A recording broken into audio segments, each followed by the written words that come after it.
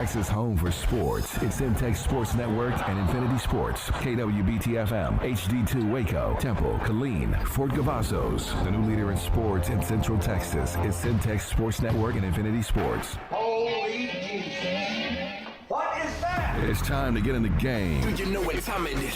Tune in to Primetime Sports Talk with Jalen Gillis. To me, you are nothing. Your go-to source for breaking sports news in Central Texas and exclusive Dallas Cowboys coverage. Start it up, let's go. Catch us Monday through Thursday from 5 to 7 p.m. on the Centex Sports Network and Infinity Sports. What's going on, everybody? Welcome back into Centex Prime Time. I am your host, Jalen Gillis, getting ready to bring you through the prime time topics in sports, not just here in the Central Texas area, but from all around the nation. Happy New Year's to everybody out there listening on Centex Magic 94.5, also listening on Infinity Sports Radio Central Texas, and watching, as always, on YouTube, Centex Sports Network TV on YouTube. So thank you guys for tuning in with me here today. Had a fun week so far here. Yesterday had Wayne Walker on. Today we'll have Rocky Miller joining in with us in just a little bit. Also joining over the phone lines, I got PJ Gaither calling in with us as we'll talk about a little bit of everything today. We'll talk some more about the wild card weekend in the NFL. We'll break that down some more. We'll talk about the college football playoffs, which actually start on Thursday, the semifinals, round 3 of this first 12-team college football playoff. We'll talk about that some more. We'll talk about players requesting trades in multiple sports. We got players requesting trades in the NBA from Miami. Got players requesting trades from the NFL in Miami. Not sure what's going on, but we'll talk about that as well. And, of course, we got to find time to talk about your Dallas Cowboys, as we are the flagship station for the Dallas Cowboys here in the Central Texas area on Centex Magic 94.5. Well, folks, like I said, calling in with me, I've got Mr. PJ Gaither here as we get ready to talk about a few of these topics. PJ, what's going on? Man, I'm doing pretty good, man. Just excited to be back on. No, for sure. And definitely got plenty to talk about, man, as you've seen a lot of the stuff going on in the news. We got coaches getting fired. We got coaches potentially getting hired. We're in the playoffs for both NFL and college football. So it's a good time of year, man. And we'll talk a little bit about the draft in a second, as we have the draft order is finally set now, at least for the first 18 teams, I believe. The draft order is set. So we'll start getting to predict where certain people are going to go, where certain teams are going to pick. If they're going to go quarterback, if they're going to try to just go best player available.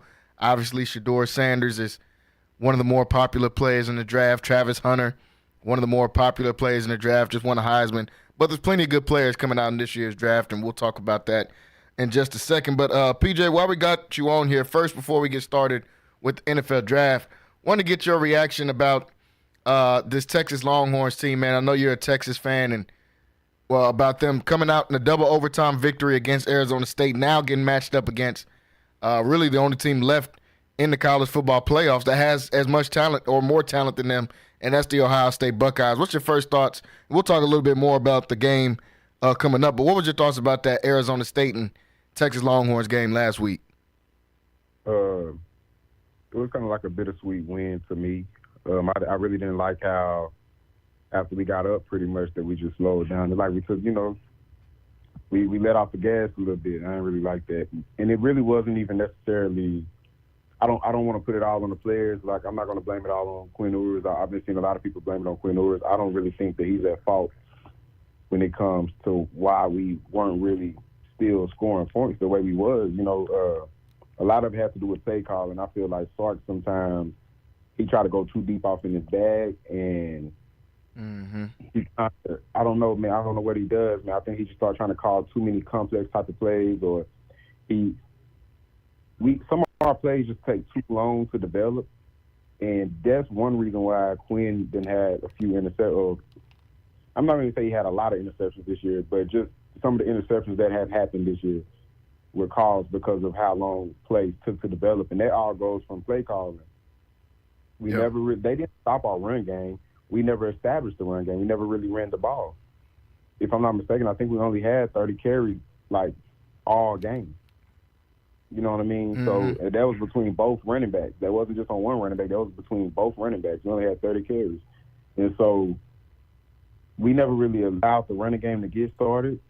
And that kind of came down to Hunners later on in the game, which I feel like that we could have leaned on them guys. I still believe that the score could have been a lot more than, it could have been one-sided for sure. But, I mean, I'm excited. I feel like the defense is still pretty good. I'm seeing a lot of people talk crazy and acting like this defense hasn't been ranked in the top 3 or number 1 for a majority of the season. All year. Like we don't have Tim Thorpe or a winner. Like we don't have Andrew Makuba, who could have easily been a Jim Thorpe winner as well. We got one of the best middle linebackers in all of college football in Anthony Hill. We got the freshman of the year, defensive freshman of the year in Colin Simmons. We got Malik Muhammad, who, even though I feel like sometimes he can be a liability, he's still pretty good. He's still young. He's still young, yeah. He's going to be a dog. Jelani's been playing really good, kid from the city. Yeah. He's been playing really proud of him. We still got a lot of guys, man. And so this defense is stacked. I do believe people think that they think that we're just gonna get blown out against this Ohio State team, and I'm cool with that because recency bias, that's fine. If you see how these guys been playing, I feel like I got the answers, but even then, I won't be surprised if it was one-sided game this Friday. But I do know, and I've been saying all year, that the 2 most talented teams in all of college football is Texas and Ohio State, and I don't think that the talent is just that far away from each other between these teams. These teams are really equal. Texas just has to play Texas football, stop hurting themselves with these stupid penalties, and stop running these complex plays and just keep it simple and run the ball. If you go back and look at how Michigan beat Ohio State, or even how Penn State kind of gave them trouble, or even Oregon when they beat them in the first game, there were certain things that they did and they were able to run the ball, and that's how you're going to have to out-physical them. And Texas, to me, is one of the teams in college football. So I'm excited, man. I'm ready for it. We haven't played these guys since 2009, 2008 with Colt McCoy. So I'm excited to see what's going to go down this Friday for sure. Yeah, and we're going to talk more about these matchups as we get a little bit later in the show. And I'm agreeing with you. We've said it, talking about it up here on the show last week and even this week, that, I mean, both these teams are evenly matched. It's going to come down to coaching. And both of these teams have underachieved in some type of way throughout the season from their coaching, though. Right? We feel like Ryan Day has messed up plenty of times with Ohio State. That's why they're not undefeated. I feel like Steve Sarkisian has got a little bit too cute sometimes with his play calling, too many trick plays, too many other things besides running the ball. You come off a game where you run for 300 yards on Clemson, you think you would just run the ball again coming into another game against an Arizona State team that's smaller than Clemson. But, hey, that's why Sarkisian, he's got to make the decisions going into that one. Now, we're starting to see Steve Sarkisian's name as we go over to the NFL a little bit in these NFL coaching rumors of, we might see a Sarkisian in Chicago. I've even seen his name linked to Dallas. Obviously, he hasn't taken any interviews or anything like that yet because their season is still alive. But do you think Steve Sarkisian is a guy that could leave and go to the NFL level and be successful as a coach? He could possibly go to the next level and for sure be successful. I'm not really sure how fast. The NFL is not really like college football where you can, if you're a well-known coach, you can get a lot of recruits to come to your school and everything, and you can add guys to your coaching staff who are well-known as well, and they'll probably attract some guys to the school as well, just because guys want to come play for them. It's different with the NFL. That's why I really don't agree with some of these coaches that we're gonna talk about it later. But some of these coaches that just got fired, because I don't know what you expect guys to do. Man. You expect them to get you to the Super Bowl in year 1, year 2. You got to give them more than just, just 2-3 years, man. It takes time, and really what goes down really is that you guys got to do better when it comes to the drafting, and stop drafting guys just off of their name and draft what you really need on your team. That's why a lot of these teams aren't successful, because they're drafting guys who are just big name guys in college football, but this is not necessarily what you need. Yeah. For your team, to be successful. So it's a lot of things that come into it whenever it comes to just coaching in the NFL. So I do think that he can be that. I don't think he will take any job right now because Steve Sarkisian, he really wants to build a dynasty and really just build Texas into what they once were, or better, honestly, probably better than what they ever been. And so he's going to stay at Texas, of course, for a while. But most definitely, if he ever wanted to transition to the NFL, he could do that. Yeah, I'm starting to see his name pop out there, and you just talked about the draft, so want to transition right over to that. As like I said, we've got some of the draft order set. At least we definitely have our top 15 picks set. I think it's set all the way to pick 18 now for where guys are going to draft in the draft. At number 1, they got the Tennessee Titans, who will be drafting first. A team that a lot of people didn't put their drafting first. It was really the Giants, Patriots, and Raiders that were sitting in that spot pretty much the majority of the year. And none of those guys have the number 1 pick. The Titans will get it. The number 2 pick is going to be the Cleveland Browns, which is going to be very interesting because they're kind of a tweener team. Like, they've got a lot of good guys on the team that are getting paid, but they've also got a lot of money pretty much in the hole with Deshaun Watson if he's not going to be able to play because of his injury. And when he was playing, he wasn't playing good, but they paid him all that money. At 3, they got the New York Giants. At 4, the New England Patriots. And at 5, the Jacksonville Jaguars. The Raiders dropped all the way to number 6, so I think they need to make a trade up, but we'll talk about that. Sitting at number 1 pick, you're the Tennessee Titans. You're coming into this. Obviously, we know the quarterback position is weak there. Do they go in and do they draft a Shedeur Sanders? Do they draft a Cam Ward? Or do you say, hey, we really only gave Will Levis a year? Do you bring him back in the fold and say, let's draft another good position? Maybe we go and get a Travis Hunter. Maybe we trade back and we trade back to like 4 or 5 and we draft an Abdul Carter to come off the edge, somebody like that out of Penn State. What do you think Tennessee needs to do in this first pick? Do they keep Will Levis or do they go ahead and reboot with a quarterback? Man, it's really hard to tell with this Tennessee Titans team. They're just not a good team. The defense is pretty good. The defense has a lot of, if not already, have reached a point where they're probably, I wouldn't say they're a top defense in the league, but you got to respect their defense. You know what I mean? You're just not going to go in there and just, run all over them, pass all over them. That's just not going to happen. Not against them. But offensive-wise, though, man, I try not to really just go ahead and I don't know how to say it, man. Basically, just go ahead and, kill somebody's career. Will Levis, he had a terrible year. Terrible year. He was terrible, man. I don't even feel like terrible is the word. He was awful. He got benched for Mason Rudolph. That's how bad he was.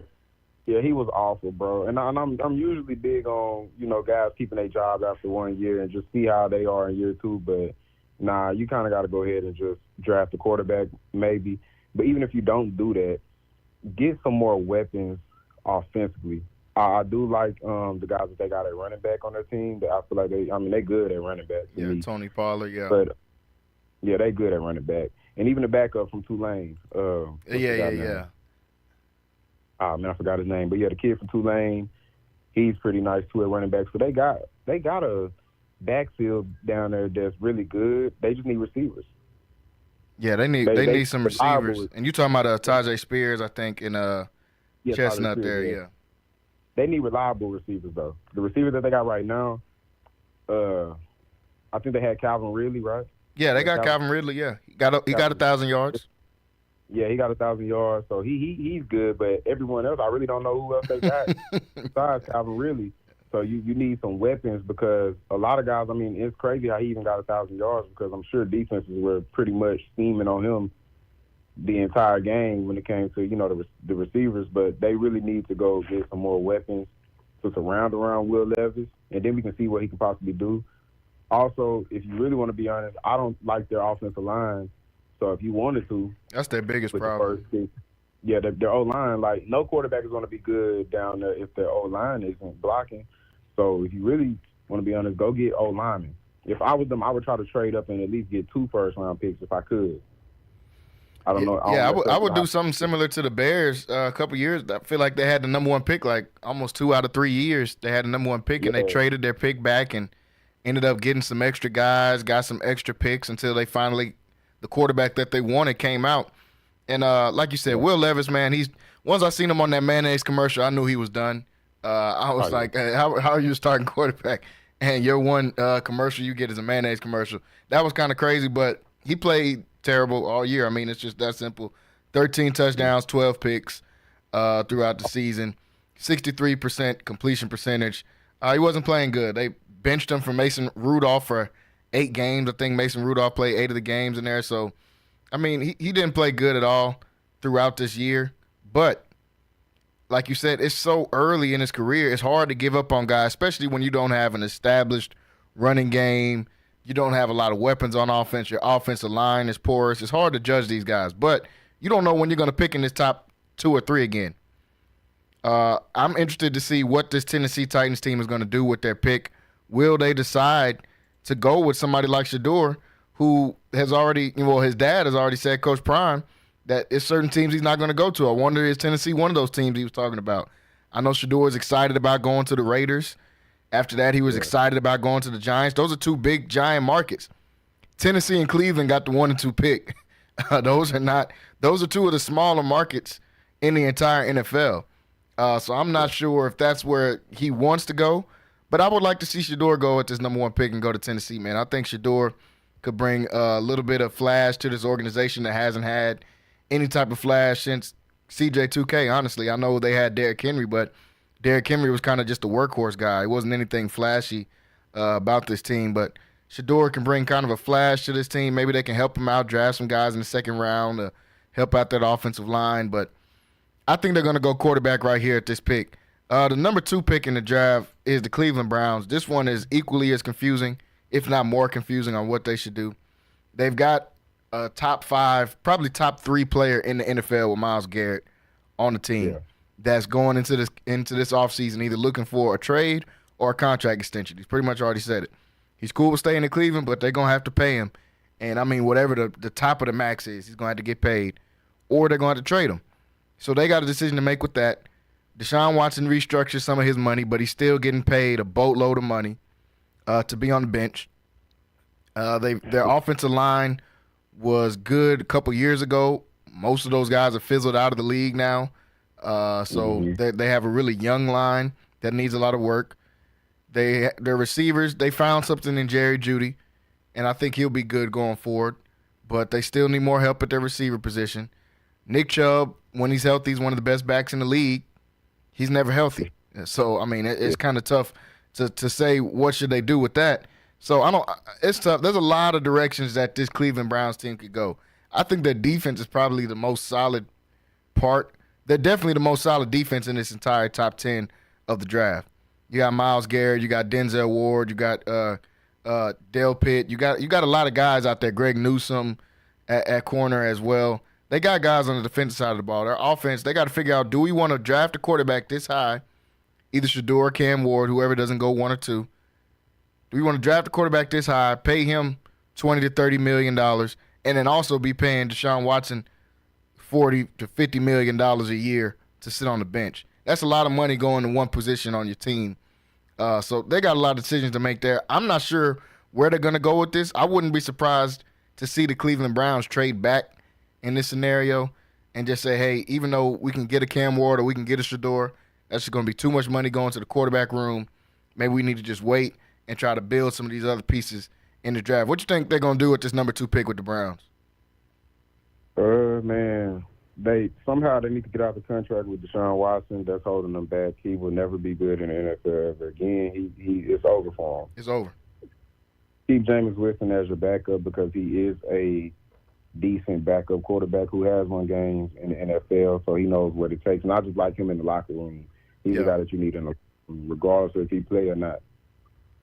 They got to go for a quarterback, man. Me personally, I would say for them to possibly get somebody on the O-line as well, but their O-line is young, and the only way that a young O-line is going to get any better is if you go get a veteran O-lineman. So they need to somehow figure out if they can trade for a veteran I'm talking about like a true veteran O-lineman. Mm-hmm. Because he can build those young guys into what they need to be. It's not it's not necessarily too late for their O-line. It's really just too early for them right now, and they just need some guidance. They need the proper guidance from a veteran to help them, form into what they possibly can be. Because I've seen them go on and get guys, in the line. So they should be good with that. They just need some guidance, man. So I would say just trade for a veteran O-lineman. But as far as in the draft, you need to get a quarterback. They're not going to be good unless they get a quarterback, bro. Honestly, their defense is really good. They got one of the top defenses in the league to me. So you're not really worried about the defense. And I love the receivers that they have. They got receivers. Yeah, Judy showed out at the end of the year, and Judy showed out. So you got guys at receiver. You got Njoku at tight end. Mm-hmm. You still got running backs. You know what I'm saying? And if you wanted to get another running back in the draft, you possibly can do that. But you can get a running back in the second, third, fourth round. Yeah, I wouldn't. I definitely wouldn't think about them taking a running. My hope is, I'm just hoping if they do take a quarterback at number 2, the Cleveland Browns, I hope that they, and number 1 pick is Shador, and that Shador doesn't get put to being in Cleveland, because I just feel like his brand is just too big for Cleveland. Nothing against the Browns, nothing against the organization. I think Shador's brand is just too big for the Cleveland Browns, and I hope that he does not end up in Cleveland. I know Dion is hoping he doesn't end up in Cleveland as well. I mean, this dude thought he was going to Vegas. Then he thought he was going to New York. I mean, them is 2 big markets. People was like, oh, he shouldn't want to go to the New York Giants. I'm like, the Giants they're a huge market. That's why he would want to go there. You seen him with the cleats before the Alamo Bowl. He had the Giants cleats, and obviously anybody would want to go to the Raiders. They're in Vegas, so obviously he would want to go there. And I'm not sure why they just fired Antonio Pierce as their coach, but yeah, I'm hoping with that number 2 pick that it doesn't end up falling to Shador, because I've seen on a lot of draft boards that Tennessee is thinking about taking Cam Ward at the number 1 pick and kicking Will Levis to the curb there, which that's not a surprise. But between Shador and Cam, I love Cam, but Cam is already that kind of gritty kind of dude. I can see him in Cleveland prospering. Shador, it's cold all year long.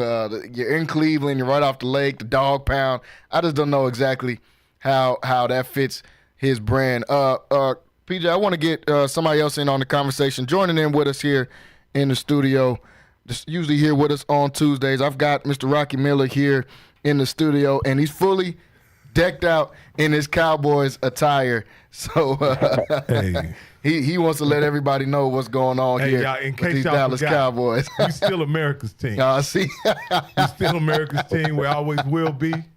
We had a rough year, I didn't get a chance to proudly wear all my gear this year, but with the weather being the way it is, I decided I'd go ahead and pull some of it out and at least let it keep me warm. But no, man. I was driving over here late. I want to apologize to all the listeners. You know I'm usually here promptly at 5 o'clock on Tuesday, and I'm running late today, so I apologize for that. But I got a chance to listen to the show on the way over here, and you guys sound absolutely sensational. Appreciate it. And so, and I listened to it on 94.5. Those people that want to see me in my Cowboy gear, you always can go on Centex Sports Network, YouTube, or Centex One, Centex One, our radio, CentexOne.com, and check us out as well. But what I want to say about the Cam Ward Shador situation is, it's all has started, right?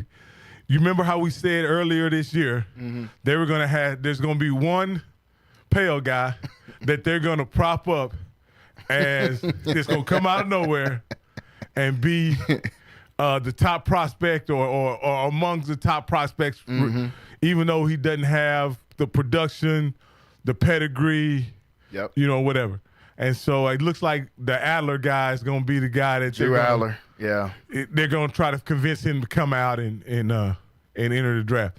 So, but what's interesting about Shador and Cam, there's been a lot of talk about Shador in particular about scouts saying that he's not he doesn't have a number one grade, right? And I want to get you guys' opinion on that. Like, what are they trying to say he doesn't have a number one grade? So did Mac Jones have a number one grade? That's what I'm trying to figure out. So what are they trying to say he doesn't have a number one grade?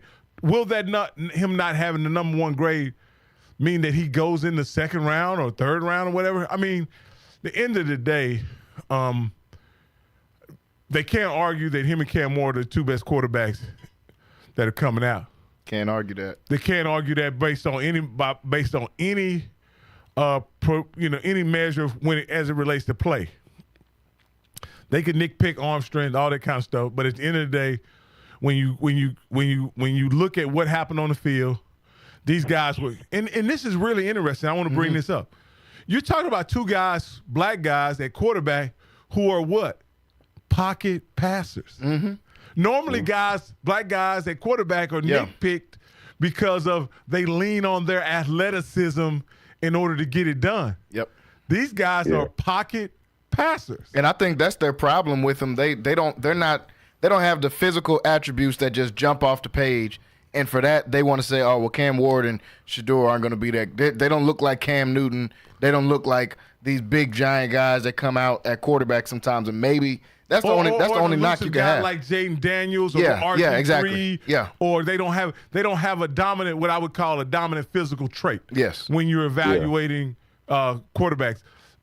You know, I think Cam Ward has an above average arm. I would say Shedeur can make all the throws, but it's pretty much an average arm for sure. But what I'm saying is, did you ever think we would get to the point to where they would downplay the fact that black quarterbacks are pocket passers? Like, they're not even. They usually nitpick them apart over something else, and now you have two guys that are pocket passers.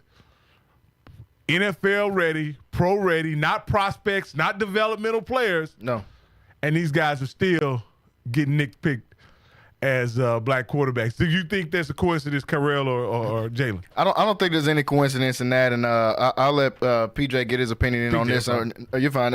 Get his opinion on that too. And Cam Ward and Shedeur, like you said, the two best quarterbacks in this draft, and they're day one ready starters. These guys have played a lot of football in college. We're talking about people taking Anthony Richardson because he was a big, strong guy with a big arm that played 8 games in college. All dominant physical traits, speed, size, everything. And they're already thinking about moving off him in Indianapolis.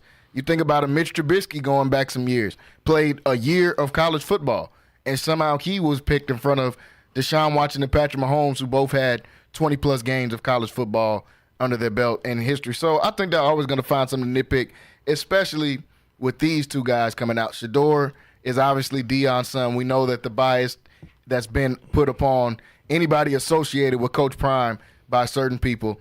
Cam Ward not only is a friend of Shedeur and Coach Prime and their family, but he also doesn't fit that face of the number one pick in the draft at quarterback. He doesn't look like some of the other one picks. He's like the All-American boy. Yeah, he doesn't look like Rudy. He doesn't look like somebody that went to Notre Dame and played for 3-4 years. So obviously they're going to find some ways to nitpick about that. But these two guys are the clear-cut favorites, in my opinion, to come out. I don't know, like I said earlier, if this was exactly what Coach Prime had in mind when they were looking at teams like Vegas and New York and some of these bigger markets. And now we got Tennessee and Cleveland picking two of the smaller markets in the league. I'll let PJ go, but I got an observation I want to bring out about Cam and after PJ goes, I'll go ahead and make my comments about it. Yeah, go ahead, PJ. What was your thoughts on what Rocky was saying? No, I totally agree. Them two guys, man, they don't have all the physical attributes that you see a lot of other black quarterbacks have, and so I really feel like that's why we see the disrespect to me. And that's why you're going to see – I wouldn't be surprised, man, if Dylan Gabriel from Oregon. Oh, my God. I hope they don't do it. I wouldn't be surprised. The Drew Allard kid, and, I mean, he's good. But, I mean, the clear top QBs in this draft is clearly Cam Ward and Shedeur. Like I say, man, the thing with Shedeur is, man, anyone that holds ties to Deion – whether they're his son or you played for him, it's weird the hate that Deion gets because at the same time he gets so much love, but I never really seen him get this much hate or this much just disrespect until he became a coach. Yeah, unfortunately, that's the other side of it that comes with it. And I pray I don't see Dillon Gabriel in the first round. Somebody, even though these teams they try every year to move somebody up, like you said. I hope somebody doesn't take Dillon Gabriel in that first round. But Rocky, go ahead with your point. So this is what I wanted to say. There's the status of quarterback and how it is scouted, not only at the college level, but even at the high school level. In that the two top quarterbacks in just 4 years later, we got to realize, played in FCS football their first year. Yeah, I think Cam Ward had one offer, which was Incarnate Word. Shador, he had committed to FAU, but then went to Jackson State with Deion. For him to commit to FAU, that lets you know that he may have had limited options as well. He did as a quarterback. So, at the end of the day, what does that say about how the quarterback position is scouted, not only in high school, but also at the college level? Yeah. And with these quarterbacks now in the NIL space being offered these massive NIL deals, is this just money that people will ultimately just be pouring down the drain? When you look at, it's really, I don't know why the QB position is so poorly scouted. Yeah. At the high school, college, and even sometimes at the pro level. Yeah, I don't know why. I know it's the hardest position in football is quarterback. You've got the most responsibility. You got to touch the ball every single play. But I'm like you. I don't know why it's so hard for people to scout these positions at every level. And from high school going into college, we've seen repeatedly people get 5-star grades that they turn out they can't play. We see repeatedly people picked in the first round in the draft, turns out they can't play. I don't know why that's the hardest position for them to be able to scout. And I think that's a great point that you said both of these guys played FCS football as well coming out of here. It reminds me, now, you guys are a little younger than I am, so but it reminds me back in the day, and we may have talked about this before off camera, Jalen, about we were told all these years that college schemes wouldn't work in the pros. College plays wouldn't work in the pros. Yep. And what are we seeing now, guys? We're seeing a lot of college concepts being very successful in the pros when you talk about, especially Lamar Jackson, who's won 2 MVPs, talking about Jalen Hurts, which is for sure went to the Super Bowl and played at an MVP level. Even you go to guys like Josh Allen, who is, the dual threat quarterback. You can say what you want to, but he's every bit the dual threat quarterback that Cam or any other quarterback is. Yeah. Any other quarterback you would say dual threat is. So many years they told us those schemes wouldn't work. And now I think it's kind of disingenuous nowadays that when we talk about these schemes and what we were told as fans about these quarterbacks who were mobile 20 years ago, who were guys who may have had a future in the NFL, that were sometimes drafted and put on teams, but they wanted them to play like a Tom Brady, or they wanted them to play like a Peyton Manning. Like just think about over all the years, you got guys like Achilles, all the guys who you say flopped, Achilles Smith, Jamarcus Russell, even to a certain degree, RG3 and other guys who weren't successful as quarterbacks because they were playing in systems that weren't tailored toward their skill set, but yet it was deemed that they weren't pro ready or they didn't, when it really was, you see when Baltimore drafted Lamar and Ozzie Newsome, very, directly told the brass at Baltimore, if you draft this guy, you're going to have to go all in and run a system that he can run, that he can thrive in. Yeah. It can't be the same system that Joe Flacco plays in. because he has different attributes, different strengths. And they went head first with building a team that's offense that's tailored around him. And for 6 years now, they've been dominant. Been a dominant offense from leading the NFL in rushing for 3 or 4 years, and now being one of the better passing teams as well. It leads me to believe that we were all the NFL hierarchy or the NFL the people that know, they don't know as much as they think they know because they told us for decades those college schemes wouldn't work. And what do we see now? So many of those college schemes, those college concepts, and even players playing exactly the way they did in college. Yeah, and that was a perfect example with Lamar Jackson because, first of all, I don't know why they've always told that. They've said that, like you said, your whole life, my whole life. They've said college schemes, they're not going to – those players, they don't work in the league.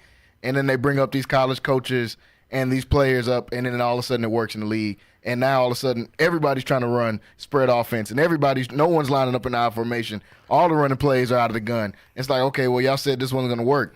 They said the mobile quarterback wasn't going to work in the league, and now everybody has a mobile quarterback. And now they're mad that people aren't mobile, like a Shador and like a Cam Ward. They're saying their grades are lower because they're not mobile quarterbacks. They're not hyper athletic. Yeah, exactly. They're mobile, but they're not hyper mobile or hyper athletic like a Jaden Daniels. Yeah, exactly. And now people are getting criticized, and everybody wants a quarterback. Even the white dudes, they want guys that are more mobile. They're saying that, we can't have this guy because he's a good thrower, but he's not a mobile guy. They like that Baker Mayfield can escape the pocket. They like that Joe Burrow, when he needs to, can escape the pocket.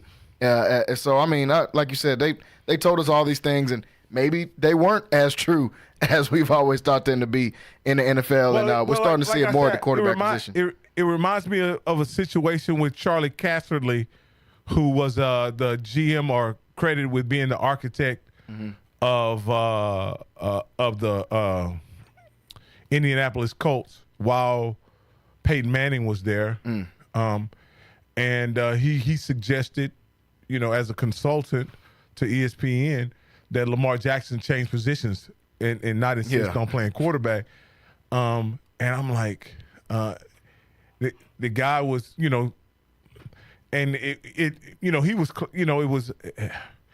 it was a situation where I think he was being brutally honest about what he thought, but even he didn't realize how racist it sounded and biased it sounded at the time. That a guy who won the Heisman at quarterback, threw for over 3,000 yards, came back the next year, basically did the same thing, and now you're saying he's not good enough to play quarterback in the NFL. He should probably switch positions. Like that was a crazy notion at the time, but it was a peek inside to what they thought about guys who were mobile and dynamic at that position.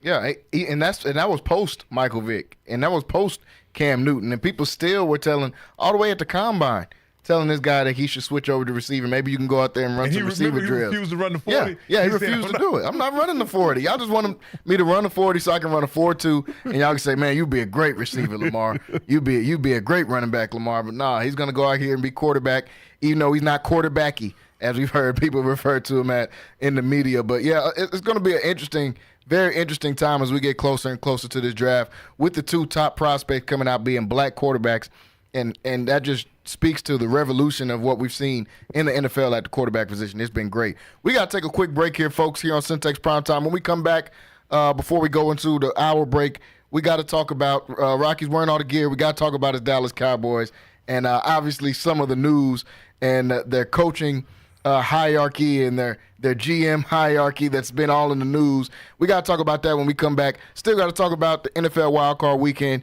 Still got to talk about the college football playoffs that start on Thursday and Friday, round 3 this week. So stay tuned and stay locked in, folks. We'll be right back after this break. It's home for sports. It's Centex Sports Network and Infinity Sports. Catch all your in-depth sports analysis with the best. The hottest sports show in the evening is Centex Primetime, hosted by Jalen Gillis. Act like y'all. Weekdays 5 to 7. This is the Central Texas #1 leader in sports. Centex Sports Network That's right, sports fans. We can talk about sports. and Infinity Sports. Lighthouse Streaming, a full-scale media agency and your go-to source for all things audio and video. Is your church long overdue for audio and video upgrades? Call Lighthouse Streaming for a free consultation. Does your corporate or church event need audio or video production? Don't stress. Call the guys at Lighthouse Streaming. In business since 2017, Lighthouse Streaming has produced hundreds of live events and completed dozens of church and venue installations. Whatever your AV needs are, Lighthouse Streaming has you covered. Give them a call at 254-252-4206. That's 254-252-4206. Or go to lighthousestreaming.com and set up your free consultation.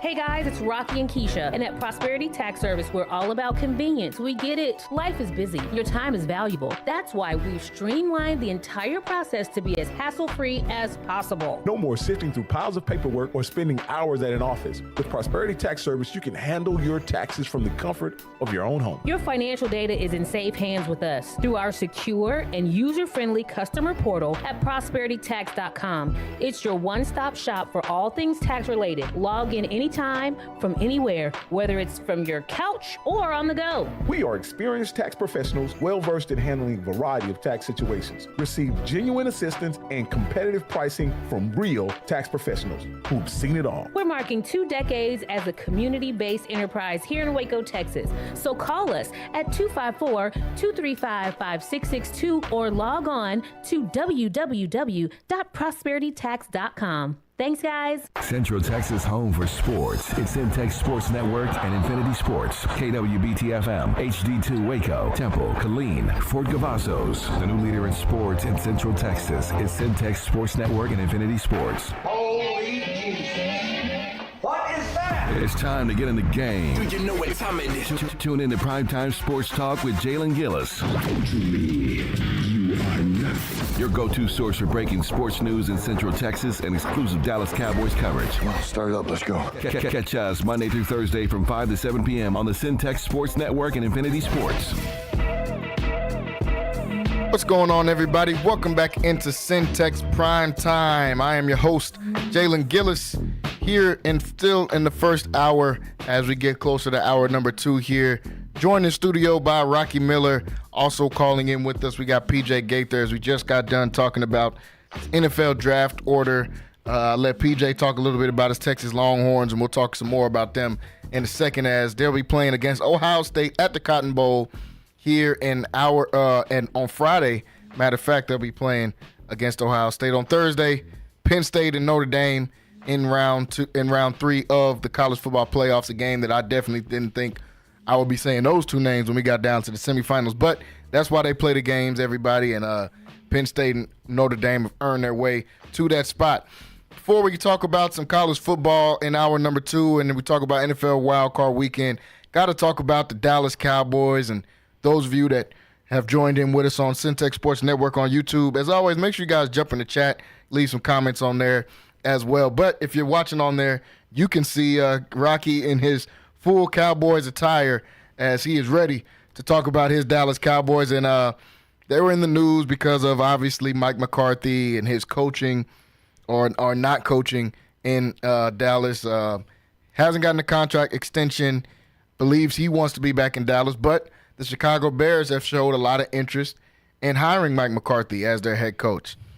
Jerry Jones earlier today had some things to say about how he felt about Mike McCarthy and him leaving or him not leaving.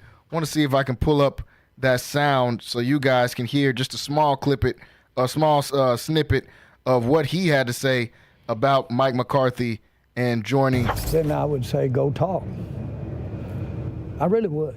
Go talk. So it sounds like I just let Zeke do that. Gotcha. I don't want anybody here. That's not healthy to have somebody around who wants to be someplace else. Really, it's not.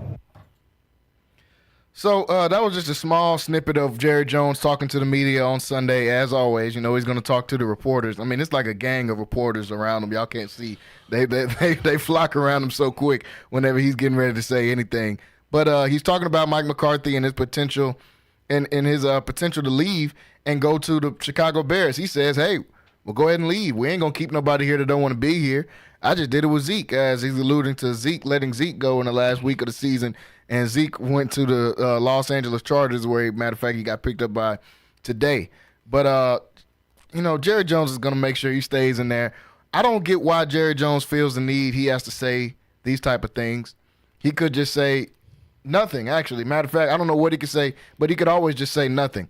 Going out and flexing your power again of, hey, we ain't going to keep nobody that want to be here. I'm going to let him go ahead and go leave and see what's out there. Go test it out and try it out. This dude, you know what Mike McCarthy has been as a coach for you. He's been there for 5 years. You shouldn't have to put this on Mike McCarthy to go out and go find somewhere to go and go find a team and see either you want him on the team or you don't. He's been your coach for 5 years. To now flex your power and we'll go see what it's like out there and go see what you can do somewhere else. If you think it's better somewhere else, go out there and see. It's like, these are the parts of Jerry Jones that I get tired of hearing him speak in the media whenever he says stuff like this. Because Mike McCarthy didn't do anything to deserve you to have to go out there and say that. You could have just said, hey, he's either going to be the coach or he's not going to be the coach. You've been stringing him along for 6 or 7 weeks. You knew you weren't going to make the playoffs for 6 or 7 weeks. Now you're just going to come out and say this. PJ, I'll let you go first. What's your thoughts on Jerry Jones saying this about Mike McCarthy and just this whole Mike McCarthy coaching fiasco? Jerry, he recently, he always have, but recently he's just been saying a lot of stuff that really didn't need to be said in the media. And he knows anything that he says is going to be headline news every time he talks. So I don't really understand why he would go out and really just say anything indefinitely that as far as when it comes to Mike McCarthy, man, I really just been seeing him in the news as far as the coaching. It feels like every year at this point, if we don't want him to be the coach, we need to figure out what we need to do in order to get somebody to come in after him. I don't really like when people speak on, we need to get a new coach, but who's going to coach it? Yeah. But what's the next coach that y'all going to bring in that's going to be better than him? You know what I mean? As far as right now, I don't really see too many good candidates. And to me, it's not really necessarily just all put on coaching. A lot of this comes with the players not executing. And the Cowboys is infamous as far as the players. They're infamous for not executing. Yes, there is times that Mike McCarthy has a lot of brain farts. I'm not a huge fan of him either, but I can't put everything on to him. And I'm with you on that. I don't feel like he deserves for Jerry Jones to go up there and say what he said.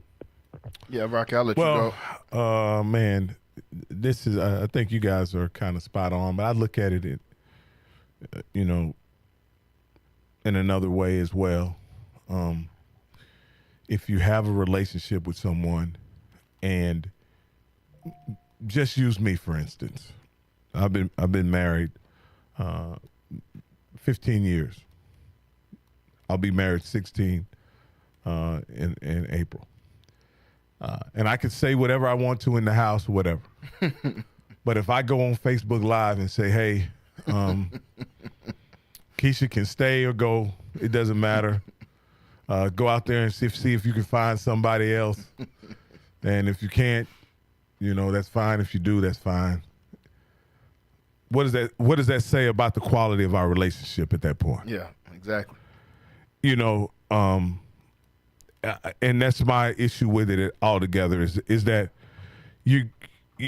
what I think you're doing really is trying to hurt Mike McCarthy's bargaining power with other teams. Meaning this simply, if Mike McCarthy goes into a negotiation with Chicago believing that the Cowboys want to retain his services, then he could negotiate a higher salary. Mm-hmm. Whereas if he goes in there understanding that if they know that the Cowboys don't want him back, which that's what it seems, mm-hmm. That they could maybe lowball Mike McCarthy. And I think this is, a way to stick it to Mike McCarthy, and I don't know what he's done to deserve this. Yeah. I don't know why Jerry, in my opinion, should say, Mike's done a great job for us. He's finished 12 and won 12 games for us 3 years in a row. We had a really rough season this season. His contract has expired. We really like to have him back. However, it's well within his right to go out and explore other opportunities. And when the time is right, me and Mike and his agent and Steven will sit down and talk about what his future is with the Dallas Cowboys. Why couldn't he just say that? It seems so simple. Like you said, what type of relationship is that if that's the way that you speak about him? After 5 years of him being the head coach, it's not like this was just a one-time thing or he was an interim head coach. This has been the head coach for 5 years, and you've known all season long whether you wanted to keep him or not, especially in the last 6 or 7 weeks of the season once you saw, okay, Dak is hurt, other guys are hurt, we're probably not even going to make the playoffs going forward. PJ, let me ask you this. Do you think Jerry Jones has got to the point to where he really doesn't want Mike McCarthy back, but like Jalen just said, there are no great options out there? I do feel like he's at that point. There's really no options. I mean, you will literally have to go get a coach who has won multiple Super Bowls, or to me at this point, you have to go get a coach that done show that they can win a Super Bowl and more than just one, for them to be a better option. Or you're gonna go find a coach who hasn't really proven anything. And once you go get a coach that hasn't really proven anything, we're pretty much rebuilding. So I have a thought about this. I think the best coach, the best coach out there, period, on the market right now, if I'm being perfectly honest, the best coach is Vrabel, right? Mm-hmm. He probably has a handshake deal with the Crafts. Mm-hmm. So Vrabel is not a viable option. In my opinion, the next best candidate, right, is Brian Flores. Yeah. But do you want the guy? Does the NFL want the guy? Absolutely not. Who has a lawsuit pending? Jerry Jones won't do it. Nah. So that's guy. Here's the other deal.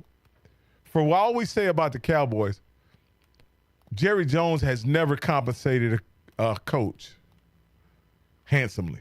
No, never. But to me, this is the third guy that's out here, best coach. I think Gruden is the third best guy available. John Gruden. But are you going to want to pay? Because Gruden's not going to coach for less than $10 million. Gruden wants to be back in coaching really bad. I've been seeing him on the show that he's on. I forget the name of the show. I think he wants to be a coach really bad. But he's still making $10 million from the Raiders. He is. A year. He is. So would you let the Raiders off the hook and take a less than $10 million deal? No. If I'm going to coach, you're going to pay me 13 or 14, something above what I'm already getting. Because I can sit at home. Stay on the show. Yeah, that's a good point. I didn't think about Gruden as a coach. End my contract with the Raiders. Yeah. And become the coach of the Cowboys. I think. Because I literally be coaching the Cowboys for free because I'm guaranteed $10 million altogether. Again, understanding and here's guys like Gruden understand what the coaching market is, and there may be other opportunities because guess what?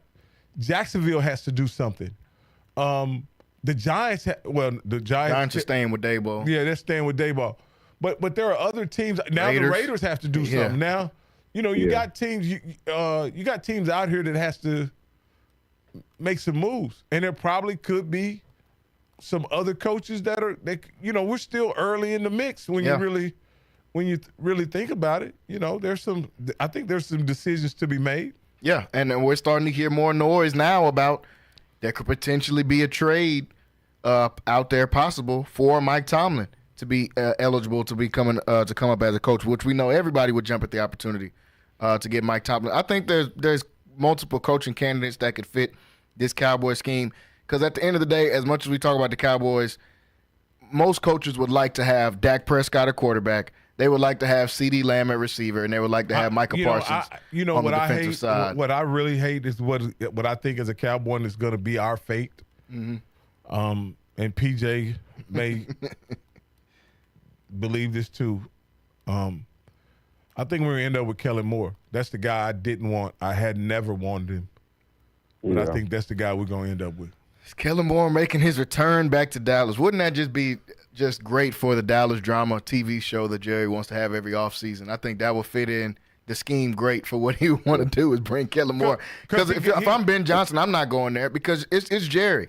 There's plenty of candidates that would love to go there with the Dak, with the CeeDee Lamb, with a Micah. Who wants to coach under Jerry, and you have to listen to that? Can you really make a difference? If San Francisco got off Kyle Shanahan right now, would Kyle Shanahan want to come to the Cowboys? You bring up a great point. The fit in that situation is not does the coach fit with the team? No. It's does the coach fit with the GM? Yeah, like that's the crazy part. Yeah, and so what quality coach out there is gonna coach under the conditions for which you'll have to coach with under at Dallas? And again, you got those press conferences that you're gonna have to deal with. You have the always in the media. And I just think Kellen Moore understands the culture of the Cowboys. I think he's a favorite son. You know, exactly. They kept him around over, similar to Jason Garrett. Yeah, similar to Jason Garrett. And I think he's bosom buddies with Dak Prescott. Yeah. You know? Yeah. So I think that I wouldn't be shocked at that at all. I actually like that pick. I wouldn't be shocked to see a Kellen Moore come in there with Mike McCarthy. Hey man, just let him. If I'm Mike, I'm just gonna leave. I'm not gonna wait on the opportunity to see what's Jerry gonna say and what's if the Chicago Bears want me to coach, I'm just gonna coach them because even if we go 8-8 every year, it's so much less of a headache I feel like than having to deal with Jerry Jones stringing you along for all of these years. Man, that was such a the comment that you played is such a testament to what you say to somebody that you really don't want. You know what I mean? Exactly. You know, it'd be like you say it to you, like I just said. What if you go to your girl and say, hey, it's one thing to say that in private, right? But to everybody. But when you say it to everybody, hey, she can go out there and see if she can find somebody else.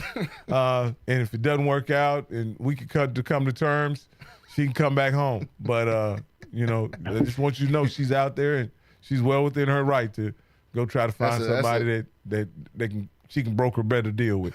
You know what I mean? Like, huh? That's a fast track to being single right there. That's probably one of the easiest ways.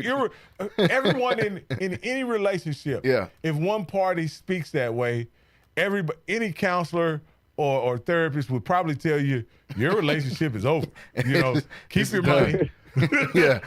Keep your money. Yeah. And go use that money on a divorce attorney. Yeah. You know, seriously. because my point is the sentiment behind one of the parties is that they really don't want to preserve the relationship. They really want out, but they don't want to make the call. Yeah. And that's exactly what it is. He doesn't want to be the one to just straight up say, let's get rid of Mike McCarthy and let's do it, because he doesn't want the backlash of we get a Kellen Moore or somebody else and we go 7-10. Well, and you had 3 straight seasons of 12-5 with Mike McCarthy. That's the reality is that, and this is what I said last week. Mike McCarthy did a good job for the Cowboys. There were situations where, and PJ brought it out, where players let him down, let the team down in critical situations. I go back to the one that hurt me the most was the one against Brock Purdy and San Francisco. Yeah. That one hurt the most to me.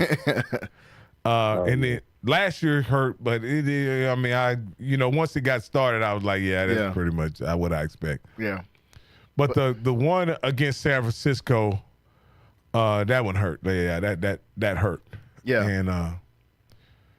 And then on top of that, I think that's the same year that the Eagles ended up going to the Super Bowl. Yeah, I'm sure that made it worse. to see them going over there to be able to go to the Super Bowl, the division rival. Yeah. But like you said, this team's got a lot to figure out, and I'm sure we're gonna have many more days talking about this Cowboys team.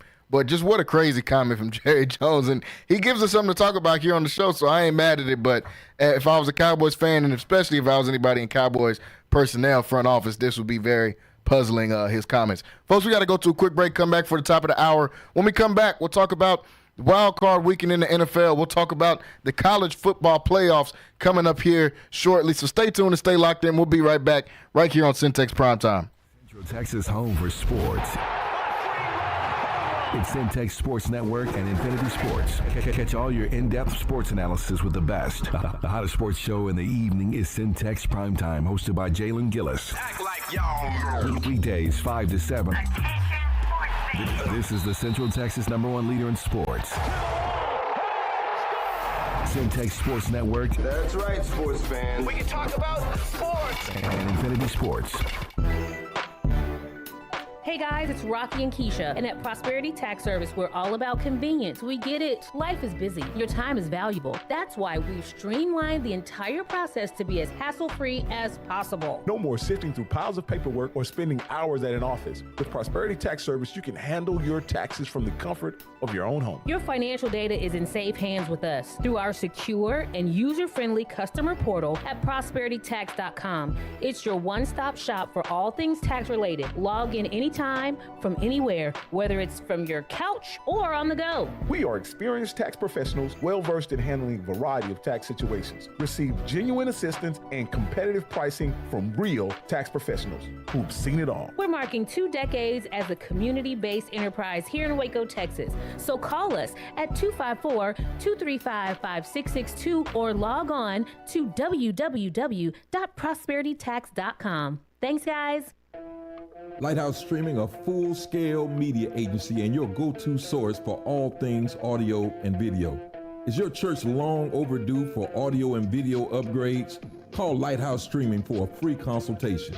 Does your corporate or church event need audio or video production? Don't stress. Call the guys at Lighthouse Streaming. In business since 2017, Lighthouse Streaming has produced hundreds of live events and completed dozens of church and venue installations. Whatever your AV needs are, Lighthouse Streaming has you covered. Give them a call at 254-252-4206. That's 254-252-4206. Or go to lighthousestreaming.com and set up your free consultation. Central Texas home for sports. It's Centex Sports Network and Infinity Sports. KWBT-FM, HD2 Waco, Temple, Killeen, Fort Cavazos. The new leader in sports in Central Texas is Centex Sports Network and Infinity Sports. This is live from the Centex Sports Network and Infinity Sports Studios. That's right, sports fans. About to show these boys how we do it. You ready? Tune in to Primetime Sports Talk with Jalen Gillis, your go-to source for breaking sports news in Central Texas and exclusive Dallas Cowboys coverage on the Centex Sports Network and Infinity Sports. What's going on, everybody? Welcome back into Centex Primetime, hour number 2 here on the show. I'm your host, Jalen Gillis. We are here going over some sports topics. Just got done talking about your Dallas Cowboys. We are the flagship station here, Centex Magic 94.5 for the Dallas Cowboys in the Central Texas area. We got done talking about Mike McCarthy potentially coming back as the coach or potentially leaving as a coach. Jerry Jones has left that door wide open as we see as we get into the coaching carousel in the NFL coming up. We've got NFL Wild Card Weekend coming up this weekend, folks, as it's the wild card round in the NFL playoffs. We've got college round 3, the college football playoff round 3 coming up on Thursday and Friday. Thursday, Notre Dame will be taking on Penn State. Friday, it will be Texas versus Ohio State, which I think is really kind of the national championship, regardless of what game they're playing in. That game feels like more of the national championship to me, Texas versus Ohio State. But that game is going to be on Friday. Still here joined in studio by Rocky Miller, also calling in over the phones. Got PJ Gaither in here with us as we are here in hour number 2, getting ready to go talk about these 2 playoff rounds that we got coming up. But before we do, we got a couple of quick takes, and I wanted to get quick second to talk about some of the coaching carousel that's already taken place. We've seen. I talked about on the show yesterday with Wayne Walker. We talked about a couple of the coaches that were just fired, and Gerard Mayo getting fired out of New England after only 1 year. And like PJ said earlier in the show, don't know what you expected for these guys to do in just 1 year, especially on the Patriots. You had Jacoby Brissett starting at the beginning of the season. Like, what you thought was going to happen? You've got no offensive line. I don't know, what did they think was going to happen there? I'm not sure. And then we saw the news of Doug Peterson being fired in Jacksonville, which I fully expected to happen because I don't think anybody this year underachieved more than the Jacksonville Jaguars did.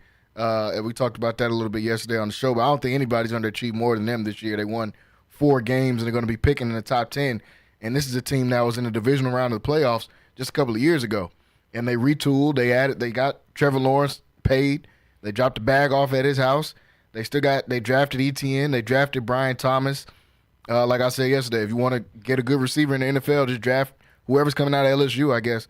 Because Brian Thomas showed to be another one of those great LSU receivers. And they went and paid Gabe Davis to leave Buffalo. They draft Trayvon Walker, the first pick in the draft out of Georgia on the DN. They got Josh Allen at the other DN spot. They got guys and ended up being one of the worst teams in the NFL. So wasn't surprised about him. And then coming out today, we seen Antonio Pierce get fired from the Las Vegas Raiders, which I wasn't a fan of. It's not super surprising. They're going to go into a new – I thought if they had a top 3 pick, then maybe they would fire him because they think, we're going to get a new quarterback in here and we're going to get some new things going and try to turn this team around. But now that they've fallen all the way back to number 6, I believe, I thought maybe Antonio Pierce might have had a shot. But, hey, they got rid of him as head coach after only 2 seasons, even though they gave him absolutely nothing to work with. Anybody that was good on the team they got rid of outside of Max Crosby. And they drafted a couple of decent guys like a Brock Bowers, but there was nothing to work with. This guy had Aiden O'Connell at quarterback and Mr. Mustache as quarterback for the whole season and Gardner Minshew. So wasn't much he got to work with. Rocky, what's your first thoughts on some of these recent coaches firings that we've seen so far in the league? All right, I'm going to, this is going to be a simple explanation for the firings.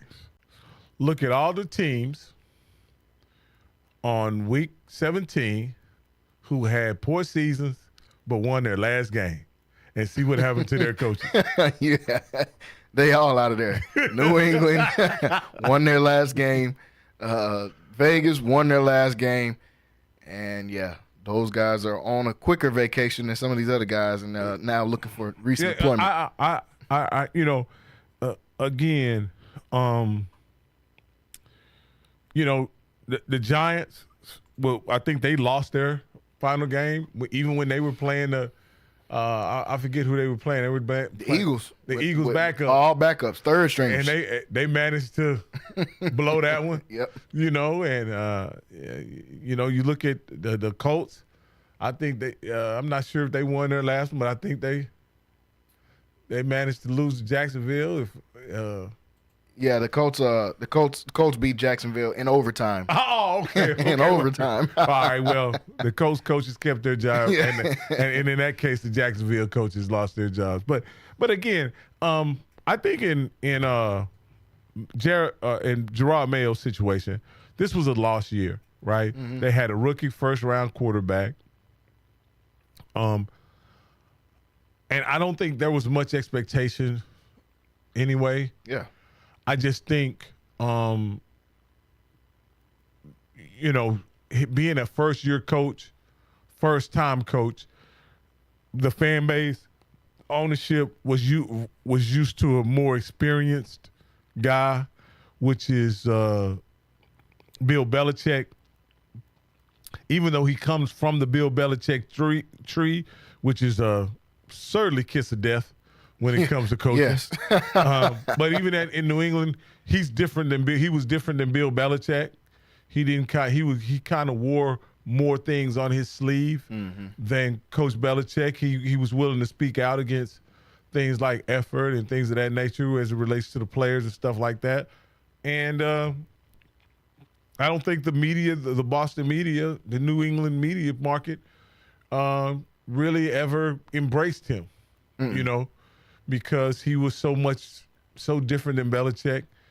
And unfortunately, a lot of black coaches get put in this situation, whether it's Wilkes, Pierce, David Culley, Lovie Smith. Yeah, Lovie Smith. They put in these situations where they end up coaching in these lost years, and if they don't win, then the justification is that they can be canned, not given any opportunity to build. I always say this. Now, this is just one of my this.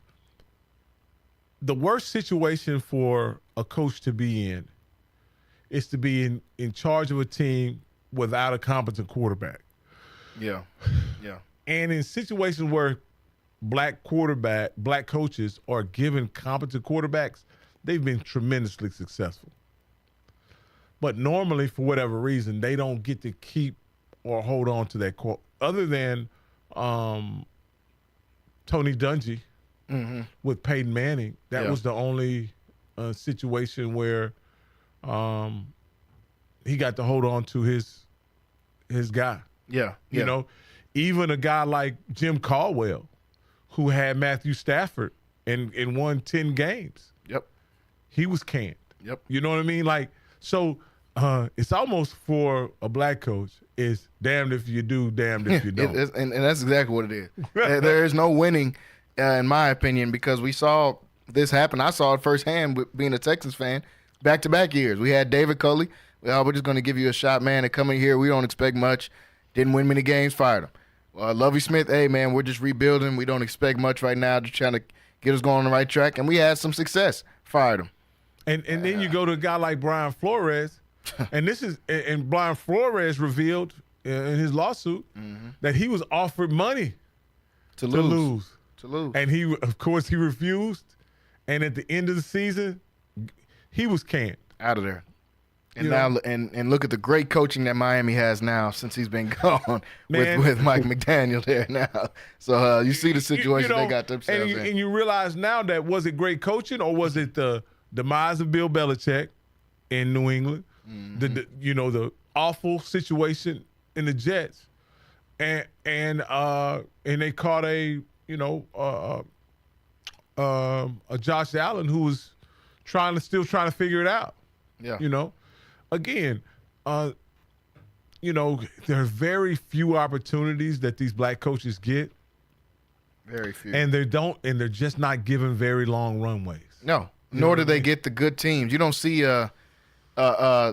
somebody getting fired from a team that's good potentially. Say if Mike McCarthy leaves, you usually don't see Antonio Pierce getting a Cowboys job with an already stable quarterback, with a stable star receiver, with a star defensive player. It's these lost years. You get to coach a bridge quarterback. Yep.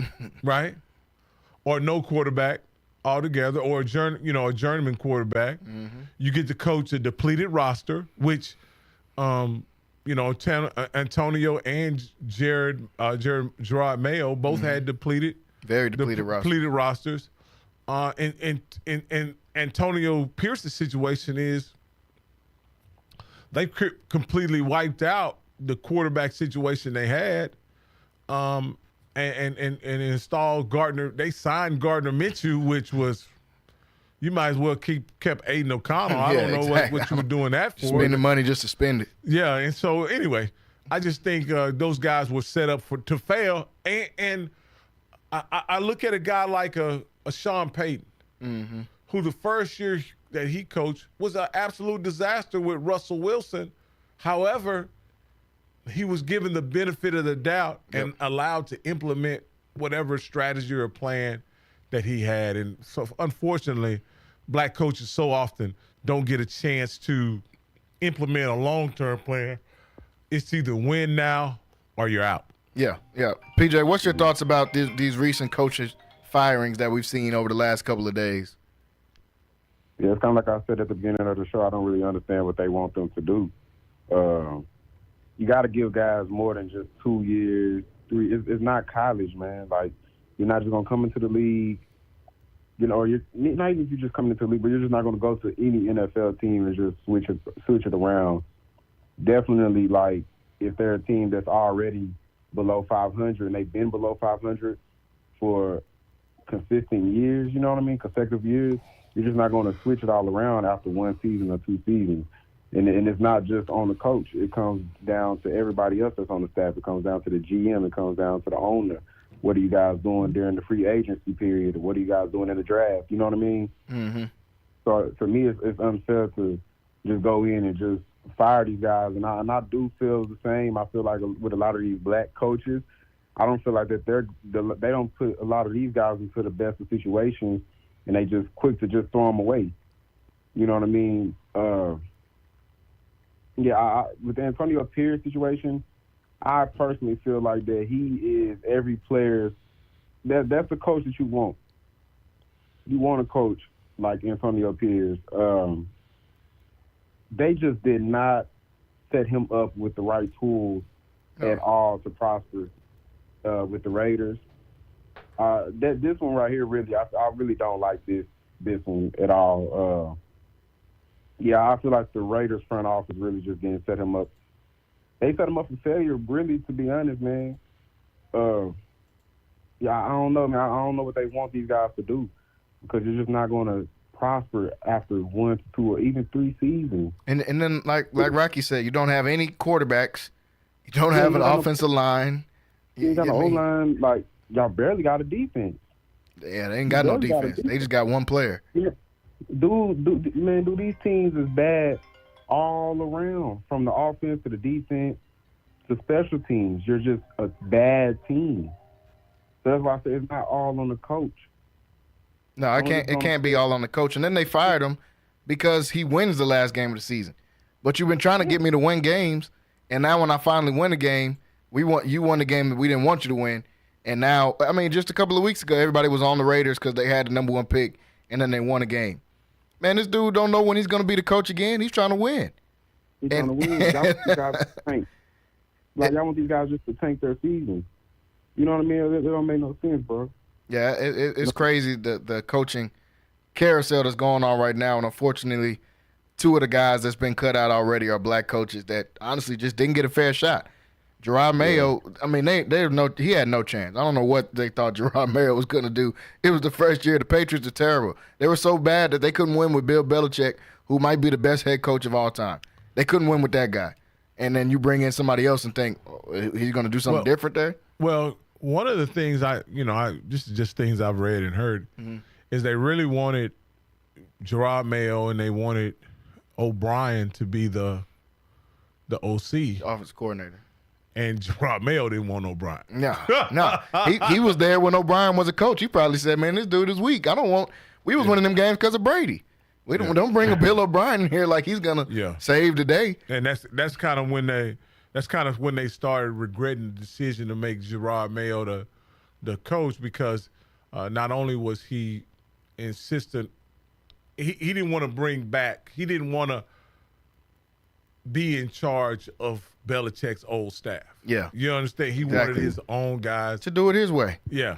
And that's but they kind of, they wanted to bring the band back without Belichick to see if they could recreate the magic. And he wasn't on board with that. And that kind of. Neither would I, especially if I was a player and saw those guys coaching or their lack thereof of coaching. He knows that they was winning those games because of 12.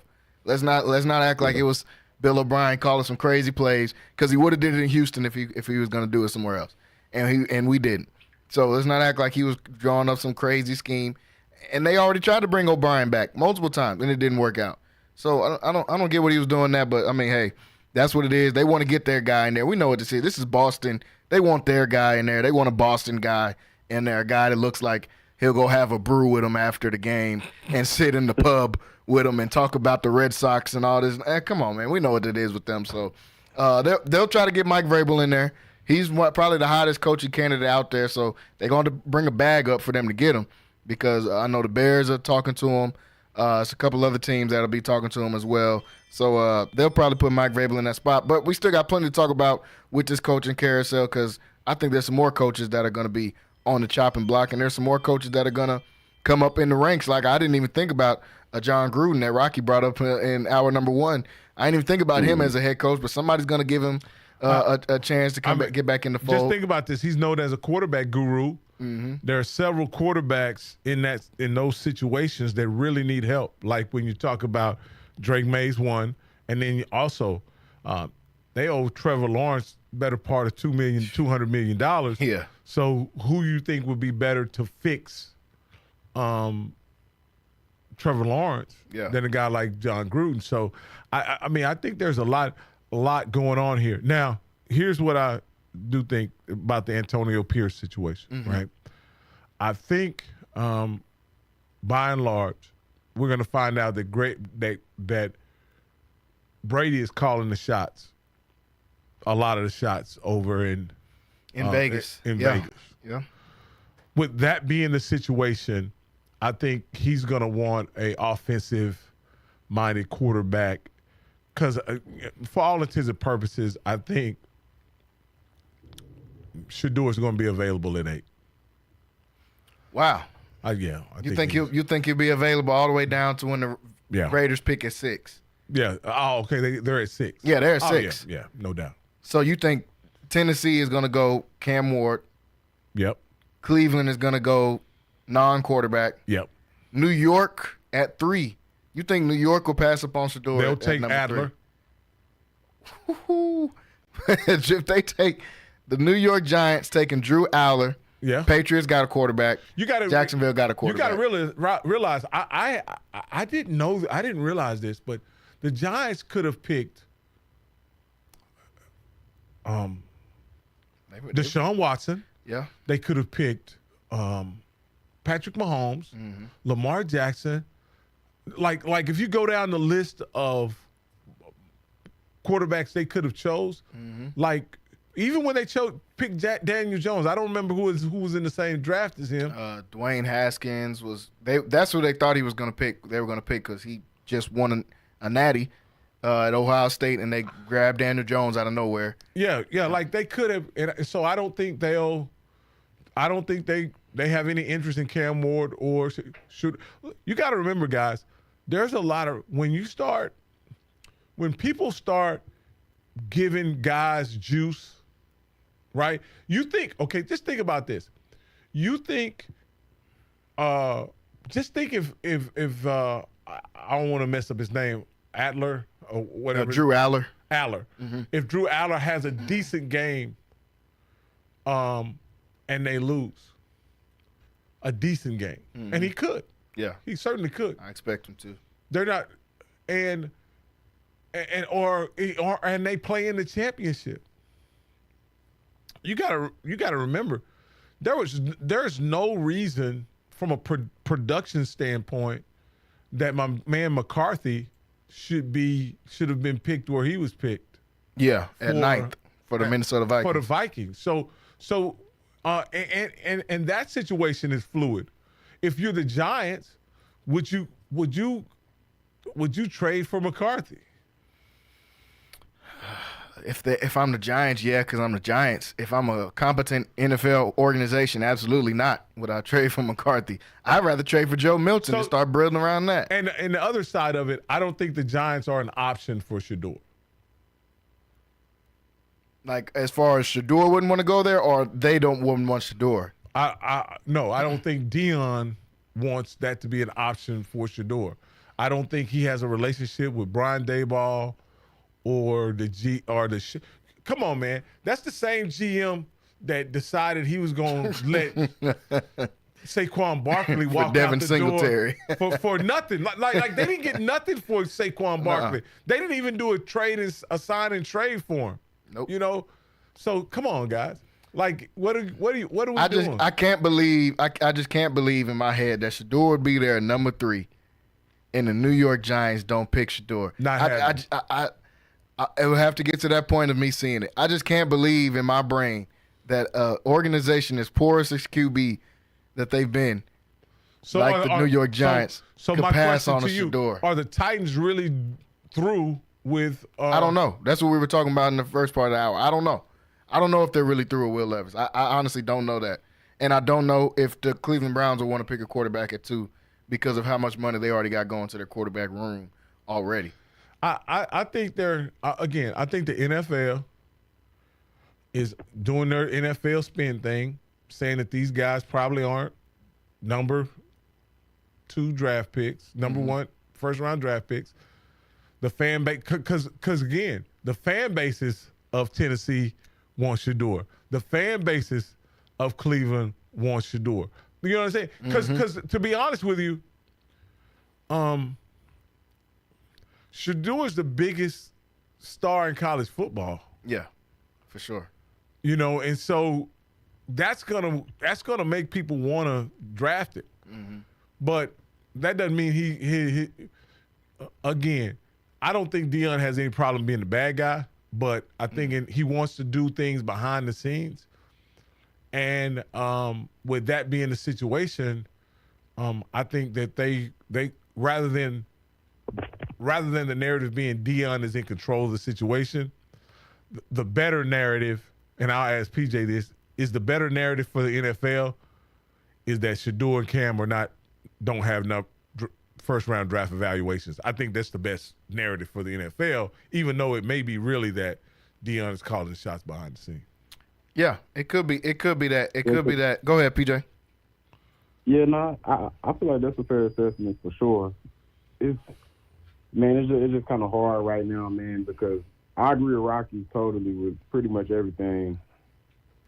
I feel like the NFL is kind of, throwing out their narrative right now. That's why I say I wouldn't be surprised if whatever that these teams are about to do, I wouldn't be surprised by it just because we've seen similar things happen before. Yeah. Especially at the QB position, they're gonna. I know that Drew Allen's gonna be that guy if he declares, because he's a junior, he'll be that guy that everybody props up. Because outside of that, especially with the injury now, Carson Beck is that's over with. They wanted it to be that guy all year, especially before the year started. They were saying Carson Beck number 1 pick in the draft, all this stuff. Then they wanted it to be Quinn Ewers, and I think that's kind of tailed. And I believe that he actually is thinking more and more about coming back to college, just not at the Texas Longhorns as well. So maybe that won't phase out. Go ahead. Texas win, or even if he played somewhat good in this game on Friday, I think he's going to go ahead and go into the draft. If he throws for 300 on Friday, he'll go in the draft.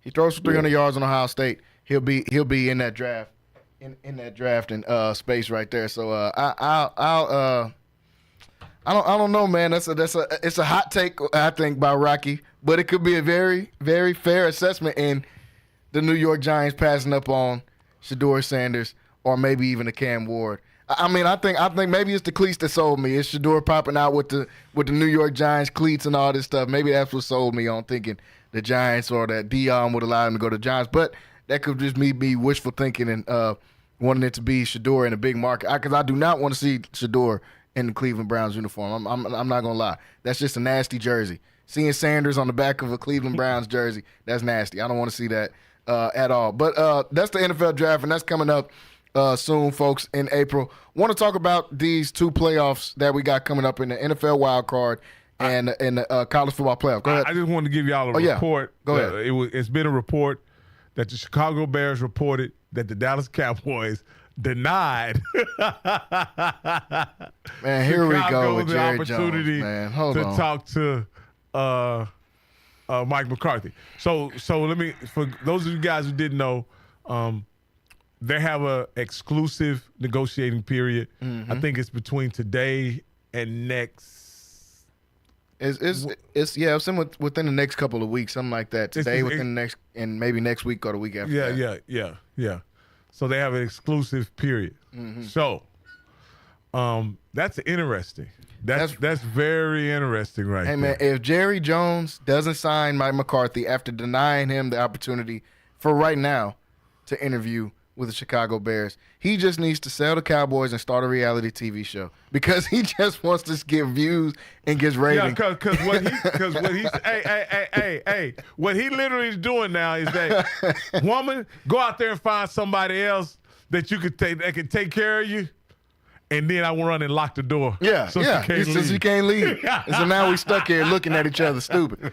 Like, man, what is going on in Dallas? What is going on with Jerry Jones and his decision making? I don't know. I said it a few weeks ago. I think he's getting old and senile, and he's just kind of doing some stuff and trying to make his last couple power moves as the GM or whatever before they Steven and them make him go into a home or something. Because he's acting crazy and saying crazy stuff every single week. Well, obviously, with that being the case, they're trying to re-sign him. And Yeah, they're trying to keep them. They're trying to re-sign him. They have to. Yeah. If you're gonna deny the guy, You have to. and at this point, it's all about money. So I suspect any day now there's gonna be but that's double talk. You know what I mean? That and what he's trying to do is keep his money down. Yeah. He's trying to keep his money down. Hey, I ain't even gonna let you go over there so they can say we offering you $20 million. So, no. And then the deal is he doesn't get to see what they're offering. Yeah, that's what I'm saying. He's saying I'm not even gonna give them a chance to say we're gonna give you 15 or 20. Hey, just stay over here. We're gonna get you on 10. That's what everybody else gonna sign you for anyway. And in that way, Jerry gets to say to Mike McCarthy, now if you turn this down just to go look over there. Yeah. He's not going to let him turn Yeah. it. And I don't think Mike McCarthy has the leverage to not, if he's offered a contract, to turn it down for what may be over in Chicago. No, because they might not even go with you. They might still go and try to get Ben Johnson from the Detroit Lions. So yeah. You got to go in. Jerry's trying to keep his money down. He's trying to, because if you let him go and let him peak, and they got 10 or 15 on the table, because that very well could be the case for sure. Then now you have to match it. Yeah. Jerry's trying to keep his money down, but that's all it is. That's all it is. Jerry trying to keep his money down and staying in the headlines. If Jerry Jones don't know how to do anything else, he knows how to print some money and he know how to stay in them headlines, man. And that's what we all love about Jerry Jones. Going over to college football for a quick second to talk about these matchups that we have. The Capital One Orange Bowl featuring Penn State and Notre Dame. Like I said before, you couldn't have paid me at the beginning of this to think this would be the Final Four, or at the beginning of the season, that the Final Four would include a game with Notre Dame and Penn State, because these are two teams that I felt like were actually pretenders throughout most of the season. Penn State played a relatively easy schedule. Notre Dame played a relatively easy schedule going throughout, but they both got paths carved out for them. Notre Dame had to earn a win against a tough Georgia team, even though Georgia was playing without their starting quarterback. That Georgia defense was still tough, and we saw that as Notre Dame came out with the win in there. On the Penn State side, I think they really kind of got handed away to this Final Four and getting the SMU and then backdoor and playing the Boise State has been playing Wyoming and Nevada all year. You get a chance to beat up on those guys and then get into this Final Four. But with that being said, even though Notre Dame has had the more impressive wins, not only in the regular season but in the postseason, I like Penn State in this game. Notre Dame's a 1.5-point favorite in this game right now, playing in the Orange Bowl. I just still did not like what I saw from the Notre Dame offense against that Georgia defense. Now, it's Georgia's defense. They're going to make everybody look inferior when they come out there on the offensive end. But Riley Leonard, you won a game and you threw 90 yards, man. I mean, it's just college football and you're throwing 90 yards. Now, he did lead the team in rushing with 80 yards as well, but I haven't been a Riley Leonard fan like that all year. I think Jeremiah Love is the best player in this game. They're running back for Notre Dame, but I think that Penn State's got two of those. They've got Katron Allen and they've got Nick Singleton. They've got Tyler Warren, and they got the better quarterback in Drew Aller coming out there as well.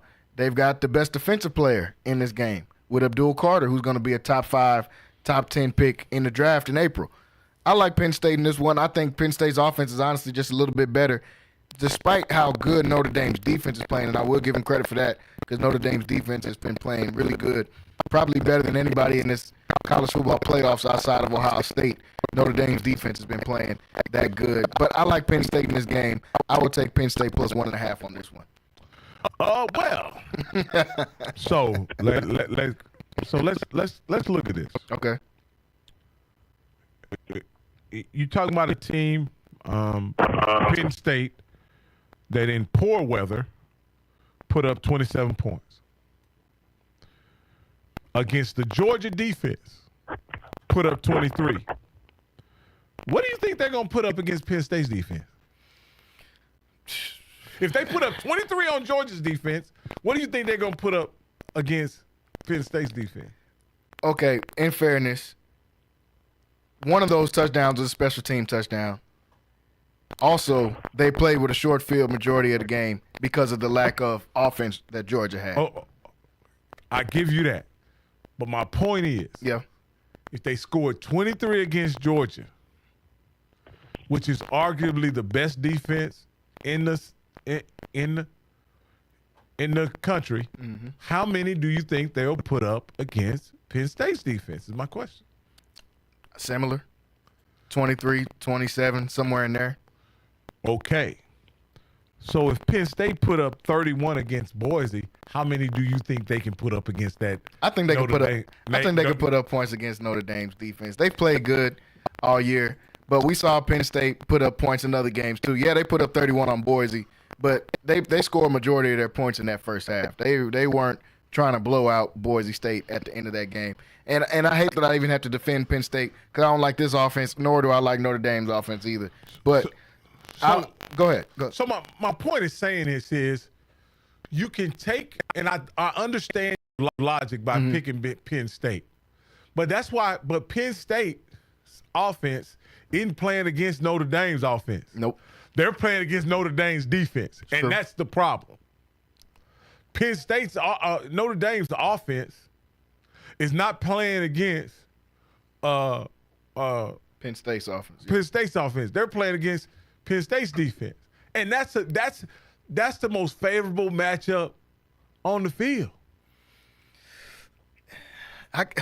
Maybe I don't know if I would say that's the most favorable matchup because I'm thinking if they put them if they can stay in front of the sticks, then yes.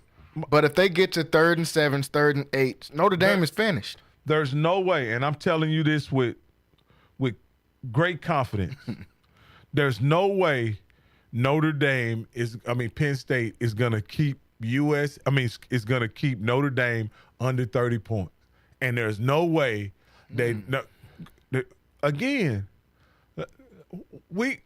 did you forget the championship game against Oregon, what you saw? Yeah, but that's Oregon's offense. Notre Dame's not Oregon's offense. Riley Leonard is a better quarterback than Dylan Gabriel. I'm talking about the offense. They got Evan Stewart. They got Tez Johnson. They got James Johnson. Notre Dame didn't put up 30 on Indiana. And we don't think nothing about Indiana's offense or defense. It was 10 degrees outside. Man, they didn't that is true. But they didn't put up 30 on them. The only people they put up 30 on, they barely put up 30 points on USC, and it was great. It was great weather. They scored 2 pick sixes in that game, and I think a kick return, and they scored 49 points. So they barely put up 30 points on a USC team who's played terrible all year and great weather. So I'm not a fan. Like I said, I'm not a fan of either one of these offenses. But in my opinion, if I had to pick, I'm going to go with Penn State has got, in my opinion, the better players than Notre Dame does. But, PJ, I'm going to let you get in here real quick. What's your thoughts on this Penn State-Notre Dame matchup? It's really going to come down to who can run the ball better. This is a toss-up game because it can go either way. I do feel like that Notre Dame defense is better than Penn State's defense, but at the same time, Penn State, their defense is still pretty good. I just feel like that they will probably give up a big play before the Notre Dame defense does. But like I said, it's all going to come down to running the ball, man. If you really go look at Notre Dame, that's really how they won these first 2 playoff games is by stopping the run. Both Georgia and Indiana, 2 teams that can actually run the ball. Indiana, they are a really, really good running team throughout the season. And I'm sure, it was cold outside, so that played a part too. But Notre Dame was able to pretty much just shut down their running game, which once you shut down Indiana's running game, there's nothing else they can really do offensively. You know what I mean? And then with Georgia, they were able to stop Trevor Etienne.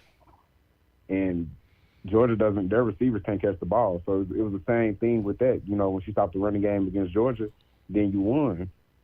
Notre Dame, I'm not going to lie, I'm usually not a fan of them. And I'm not even now, but I would say they proved me wrong, man, because I mean, after they lost against NIU, I was like just not sold at all. But I've seen this team pretty much get better throughout the season, even all the way up to now. I want to lean towards Notre Dame, but I just feel like personally that Penn State, with both of their running backs, who are awesome. Then you got Tyler Warren, their tight end, which he's just a mismatch. There's not a lot of defenses in college football that got a guy on their defense that can really just follow him around. And I think Notre Dame possibly can have someone who can do that probably, but I just don't really see it happening. And even if you do keep somebody over the top of him, then that's going to open up the running game. And they got 2 running backs who can, take it 60 yards if they want to. So it's going to be a close game, but it's going to come down to whoever's going to win. I got Penn State, but I wouldn't be surprised if Notre Dame was to win this because both these teams, man, they live off the running game. Yeah, like you said, it's going to come down to whoever runs the ball best in this game. Well, again, I think you guys are on to something the way you guys are looking at the game, but I just want you my deal is I think you're way undervaluing Notre Dame's offense. Like, Notre Dame offense is going to be able to put points up against the Penn State defense. Most definitely, yeah. I'm not too convinced on that. I'm not too convinced.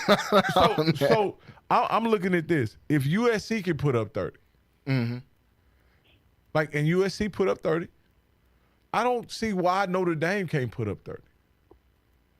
You saying against who? USC put up 30 against who? They put up 30 on Notre Dame. No, they put it up 30 on Penn State.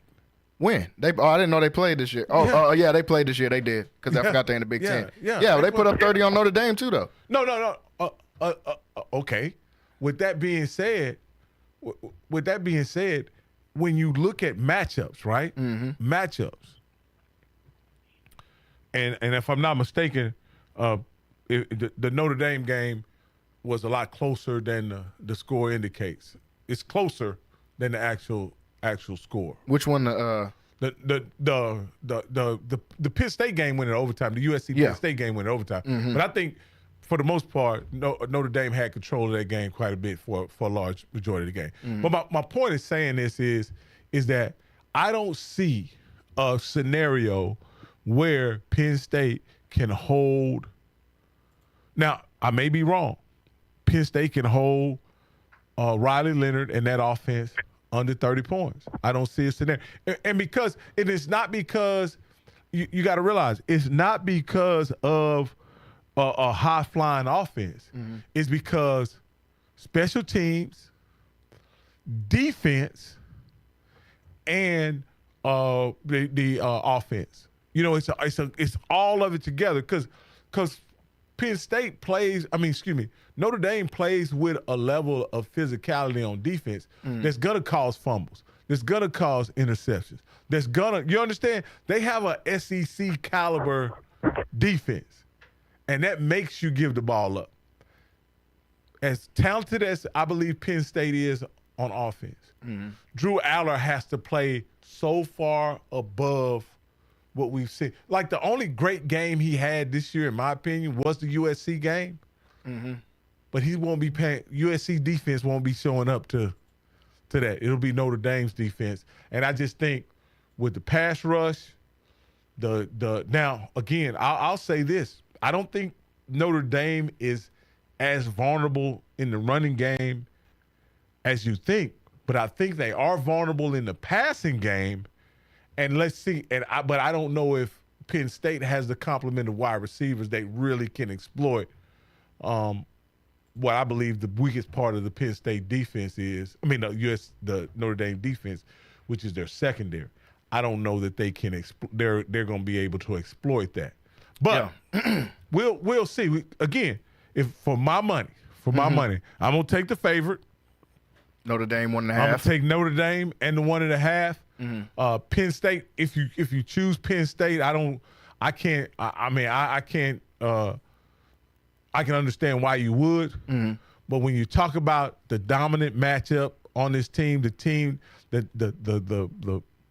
matchup that will give Notre Dame the edge, I don't think Penn State can put up more than 20 points on a Notre Dame defense. I don't think they can put up more than 20 points. Now, but again, they may get fumbles. They may get kick returns.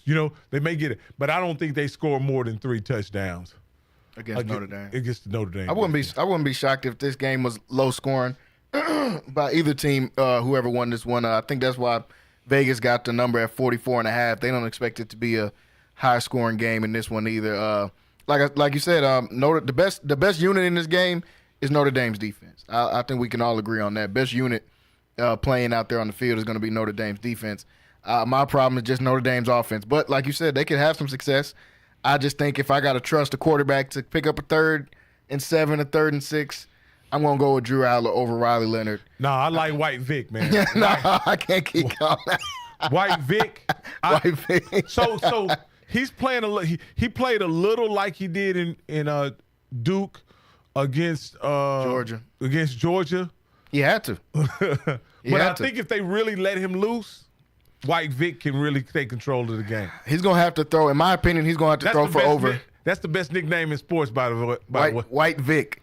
He got to get that name up immediately, especially if you go out here and get beat down by Penn State. But that's going to be a really fun game. It's a toss-up game between those two. That's why it's at 1.5 points. So, folks, you could put your money on either side on this one, however you decide to go with it. If you want to go with the Guru, Rocky says 1.5 for Notre Dame.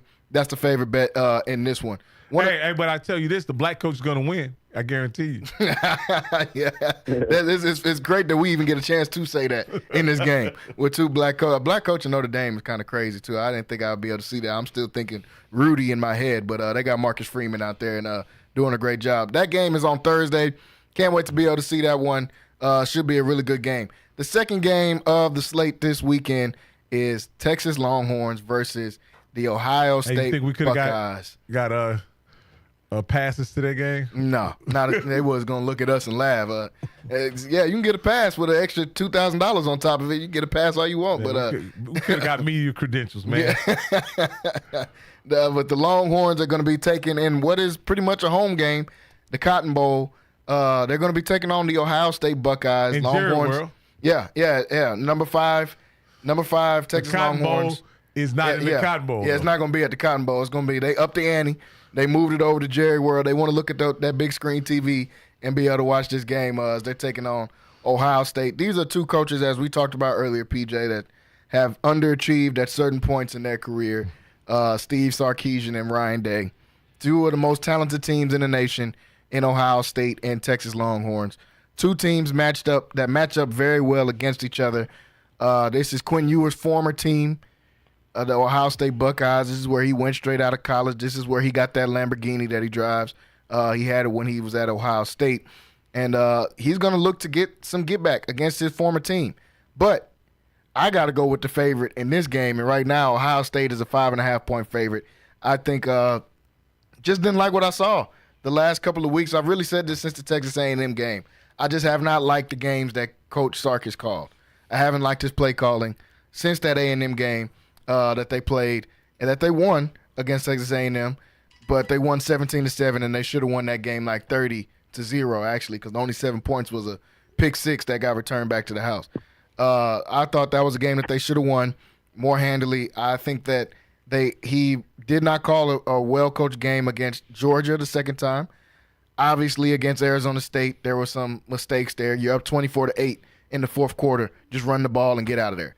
But that ends up being a double overtime game when they're playing against the Arizona State. Now coming into this game, you can't have some of those mistakes. You can't do some of the things of letting the team come back 24-8 because you're not going to be up 24-8 most likely against this Ohio State team. They've got a $30 million roster that they've paid for.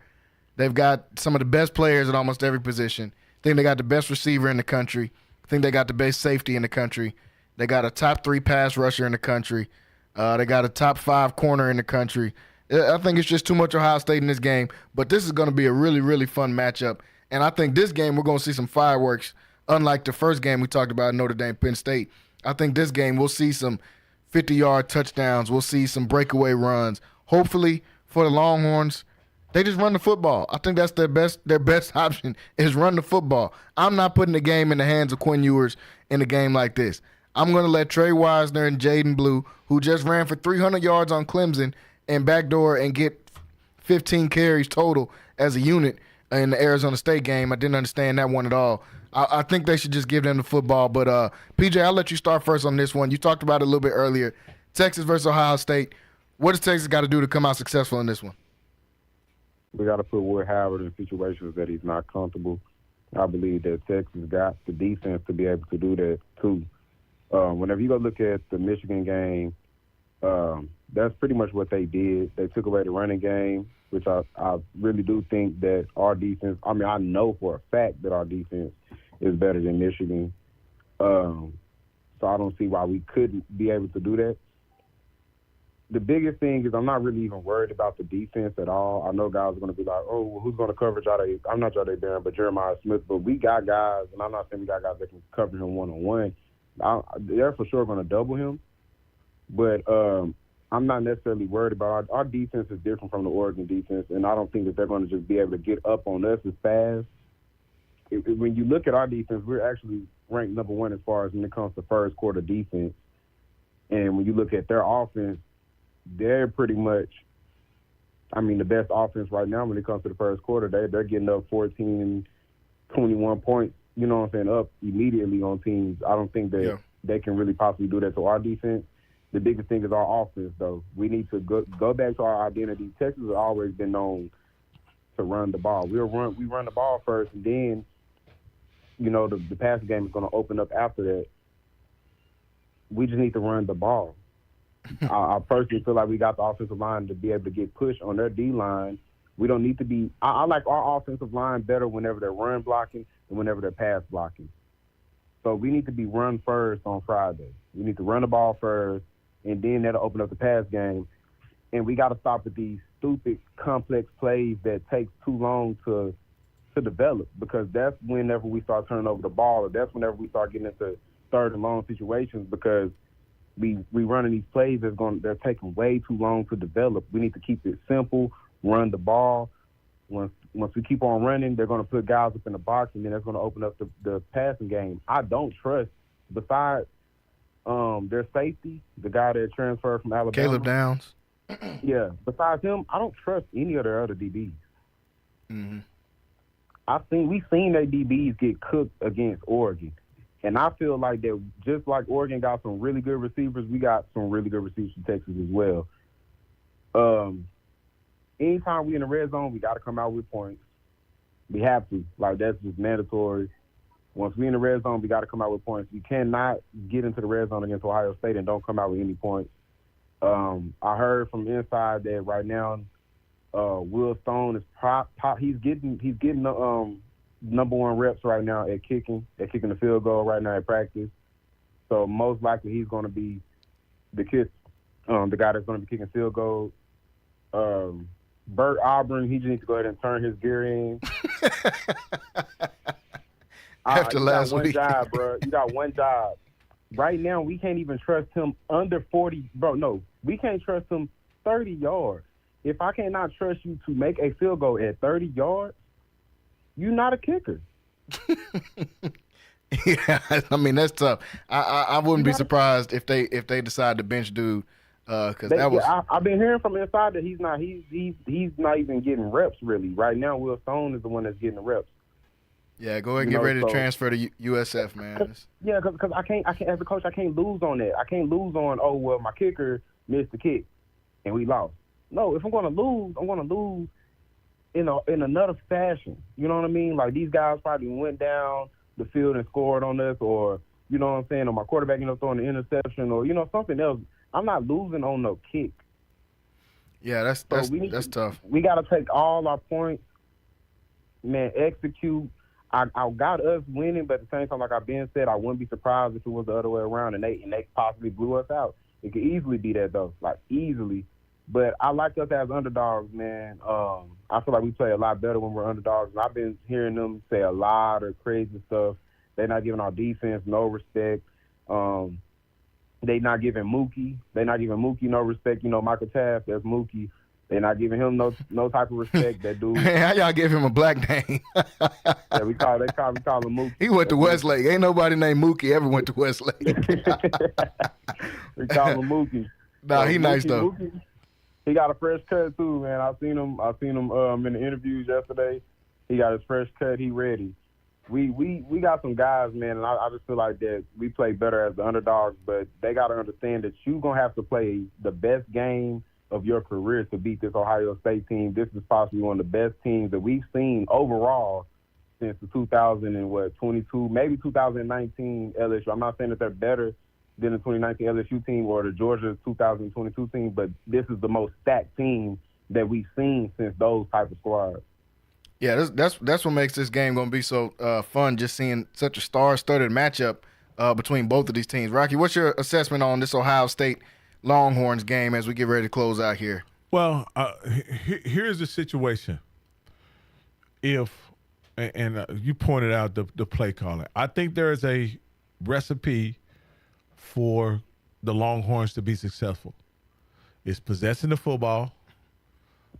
It's keeping that offense, Will Howard in that offense off the field. Yeah. It's keeping Jeremiah Smith over there on the sideline. And that's the recipe. If any other scenario where it gets out of hand, Texas is put in situations where they have to move the football and they have to do it through the air, I just don't see how Texas can consistently move the ball in the passing game with that pressure and with Quentin Ewers. Yeah. Quentin Ewers. I just think they have to be balanced. They have to be able to run the ball. They have to keep them off, and really Texas could do themselves a favor in this game by doing something that's very boring called run, pass. Run, pass. Run, pass. Because for whatever reason, Sark is a great play caller. Mm-hmm. He's a great play caller. And I don't want to take that away from him. But in this situation, with that defense, putting Quinn Ewers at risk over and over again, he's going to turn the ball over. Yeah. That's exactly what he's going to turn the ball over. So what you want to do is you want to control the circumstances and situations in which he risks the ball. I admire Quinn Ewers' ability to deliver the ball in pressure situations, but also in the same time, he doesn't play situational football. Yeah. He plays every situation like he needs to score, and much like the worst Dallas Cowboy quarterback of all time, Tony Romo. Sometimes you have to just throw the ball away, or dirt the ball, or throw it out of bounds. And Quinn Ewers seems to always want to try to make the play the same way that my man Tony used to try to.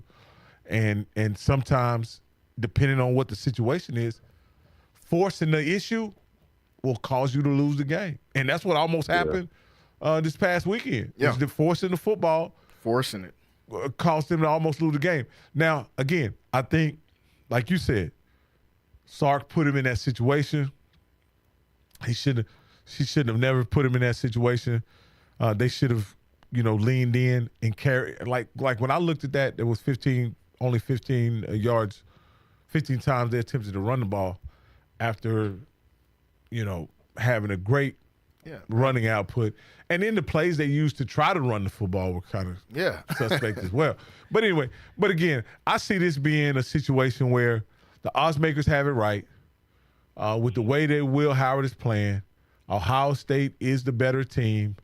And if everything goes the way I believe it should, Ohio State should win by a touchdown. But, again, that's why you play the game.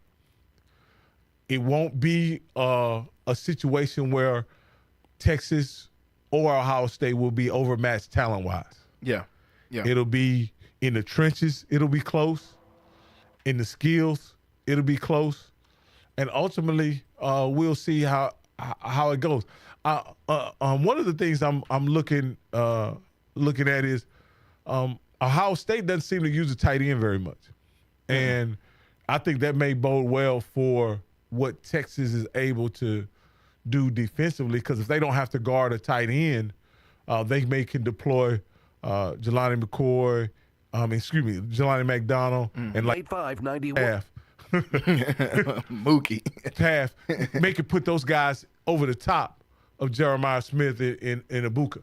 You know what I mean? And maybe limit some of the attempts. Because Will Howard has just literally been bombing everybody with those two wide receivers. Yeah. And hopefully that doesn't happen on was that Saturday? Friday? Yeah. Hopefully that doesn't happen on Saturday, because if it does, it's going to be a long night for the Longhorn faithful.